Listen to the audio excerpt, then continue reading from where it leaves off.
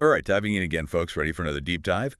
This time, we're tackling a giant, a big name in political philosophy, John Rawls, and his most famous work, A Theory of Justice. Definitely a heavyweight, that's for sure. Yeah, no kidding. So if you're prepping for the UPSC, especially with international relations as your optional, this one's for you. Couldn't agree more.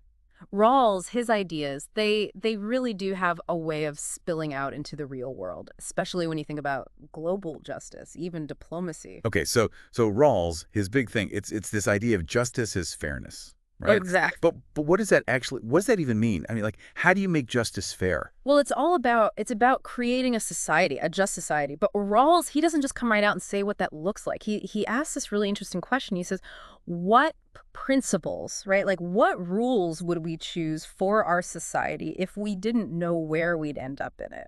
I like that. So imagine this. You're behind something he calls a veil of ignorance. You don't know anything about yourself, really, not your social status, how much money you'll have, your talents, even your gender or race.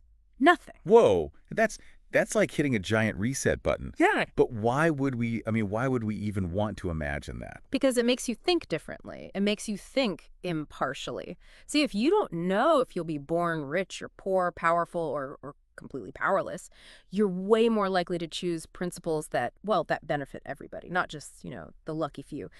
This whole thought experiment, this is what Rawls calls the original position. It's like a hypothetical starting point for how to build a truly just society. Okay, I see where you're going with this. hmm It's about taking yourself out of the equation so you're not just favoring your own situation. So, thinking about international relations, right? You've got countries with so much power, so much wealth, and then others with practically nothing. Would Rawls say this original position idea should apply on a global scale too, like between countries? Now, that is a question that has caused a lot of debate, a lot of back and forth. Some Yeah. people, some scholars, they say he's too idealistic, too much of a dreamer for the real world of international politics. Ugh. Because let's face it, it's a messy world. It's all about self-interest a lot of the time. Right. But there are others who say that his framework, his way of thinking, it can be like a moral compass, Okay. you know? Huh? To help us navigate all these global problems, these global challenges we've got, like poverty, inequality, conflict, all that. So it sounds like for our UPSC folks out there, it's not enough to just, memorize what Rawls said. You've got to be able to like analyze it, Mhm. critique it, see how it plays out in the real world. Where does it work? Where does it fall short? Absolutely. You've got to be able to think for yourself, use his ideas as a starting point. Exactly. And that actually brings us to another big part of Rawls' theory, which is his critique of utilitarianism. Now, Like, this is a good well, you one. might be thinking, utilitarianism, like greatest happiness for the greatest number. Right. Seems pretty straightforward. Yeah, on the surface, it sounds pretty good, pretty fair. But I'm guessing Rawls had some issues with it. He did. He did. He argued that while this whole maximize happiness thing, it sounds appealing, it could actually could end up hurting individual rights. Oh, okay. Imagine this. You've got a government and they decide to, I don't know, lock up a bunch of innocent people, right? Just to keep a bigger, angrier mob quiet. Oh, wow. Technically, that would make the majority happy, Yeah. but it would be so, so unjust to those individuals. That's pretty dark, but it does make you think. It really highlights how important individual rights are, even when you're trying to do what's best for the most people. Yeah. So how did Rawls deal with this tension between like individual rights and the greater good? Well, he came up with two fundamental principles of justice. Okay. The first one, it guarantees equal basic liberties for everybody, no matter what. We're talking, freedom of speech, freedom of assembly, freedom of conscience, all that good stuff. Right. So this is about making sure everyone has the same basic freedoms. What about the second principle? What's that one about?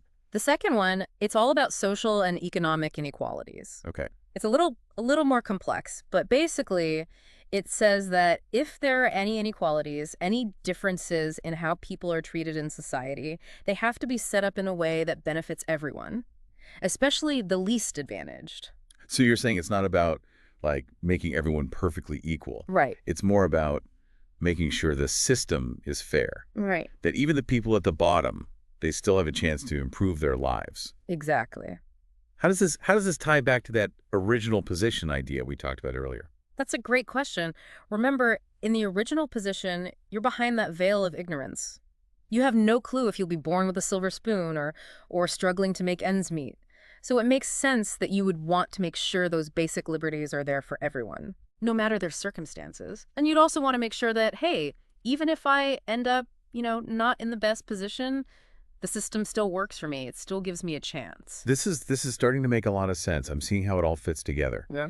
And for our UPSC listeners, think about how that second principle, the one about inequality, how that could apply to like international development policies. Absolutely. How do we make sure that, the aid we send or the trade agreements we make actually help the people who need it most? Right. How do we create opportunities across the globe when access to education, resources, all that, it's so unevenly distributed? These are the questions, the really tough questions that Rawls's framework, his way of thinking, makes us confront. He forces us to move beyond those easy answers, the oversimplified solutions, and really, really wrestle with what it truly means to create a just world. A fair world. A fair world. And an equitable world. Yes.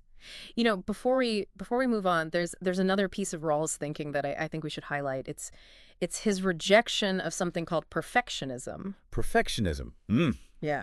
Okay, help me out here. What does that even mean in this context? I mean, it sounds like a good thing, right? Like something we should all be striving for. Well, yeah, in everyday life, maybe. Yeah. But in political philosophy, perfectionism, it means something a little different. It's the idea that, that society should be set up in a way that promotes certain ideal human qualities or achievements. Things like knowledge or creating art or moral virtue. Right. Some perfectionists, they think these qualities, they're just inherently good, whether or not they, bring happiness or pleasure. So a perfectionist might say, like, we should focus on policies that encourage everyone to go to college, right? Or become artists. Right. Even if it means like giving up some individual freedoms or maybe even some economic equality. Yeah, that's one way it could play out. But Rawls, he argues that this whole approach it's just flawed. Because what it's doing is it's imposing one specific vision of the good life on everyone. And remember that whole original position idea. Right. Behind the veil of ignorance. Yeah, exactly. Yeah. We don't know what our own values are going to be or our preferences when we're deciding on how society should be structured. Okay, yeah, that makes sense. So if we're designing a society from behind that veil, we wouldn't want to risk ending up in a place where like artistic expression is the top priority. Right. If it turns out that we're someone who finds meaning in, I don't know, scientific research or helping our community. Exactly. Rawls believes that justice, true justice, it has to be neutral. It can't favor one particular idea of what a good life looks like. It has to leave that open for each person to decide. His focus is on making sure that everyone has those basic liberties and opportunities. Yeah. So they can pursue whatever it is that gives their life meaning. Okay, I like that. So Rawls, he's all about creating this framework for individual flourishing.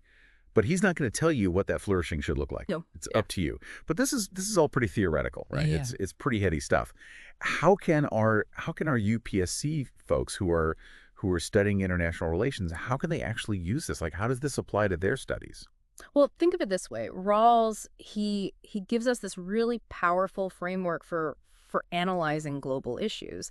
Take something like international development aid, for example. Okay, yeah. A perfectionist approach to that, to aid, it might focus on pushing a specific model of development, often one that's based on Western values and ideals. But Rawls, he would say, hold on a second. We need to consider the perspectives of the people who are actually receiving that aid. Yeah. Are we respecting their choices? Are we letting them decide what's best for themselves? Or are we just, imposing our own vision on them? That's a really good example. So Rawls, he helps us move beyond those cookie cutter solutions and really dig into how complicated it is to understand other cultures, to respect other values. It's like he's giving us a whole new lens to view the world through. That's a great way to put it, and that's what makes his work so valuable for people who are starting international relations, because he's giving you these tools, these mental tools to think critically about global challenges and how to fix them, and come up with solutions that are both just and effective. That's the key. So we've covered a lot of ground here. Yeah. Justice is fairness, the original position, the veil of ignorance, the critique of utilitarianism, those two principles of justice, and now this rejection of perfectionism. It's all connected, isn't it? It really is. It all weaves together to create this really comprehensive theory of justice that can be applied to so many different things, from domestic policy all the way up to global politics. And for our UPSC listeners, remember, understanding all the ins and outs of Rawls' theory, it's crucial for those essay questions and for analyzing current events. Absolutely. It's not just about, spitting back facts. You've got to show that you really get the concepts and how they apply in the real world. And don't forget about Amartya Sen's critique, too. Oh, right. He pointed out that both Bentham and Rawls, they offer really important perspectives on how we compare individual well-being, which is a huge part of any discussion of justice. But Sen argues that their views are, well, they're necessary, but they're also incomplete. Okay, so Sen's saying that they're both right in their own ways. In a way, yeah. But there's more to the picture. There's more to it. He said that, Bentham, he was focused on comparing the gains and losses of different people, while Rawls, he concentrated on comparing levels of well-being, but without really taking those individual gains and losses into account. So essentially, Sen felt like we need both of those perspectives Right. to make ethical judgments. Yeah. To really understand what's fair. Okay, that's helpful to keep in mind. It's like they're two sides of the same coin, right? Yeah, you could say that. You need both to get the full picture. Exactly. Now, as we start to wrap up this deep dive into Rawls, I want to leave you with a question to really chew on. If you were in charge, right?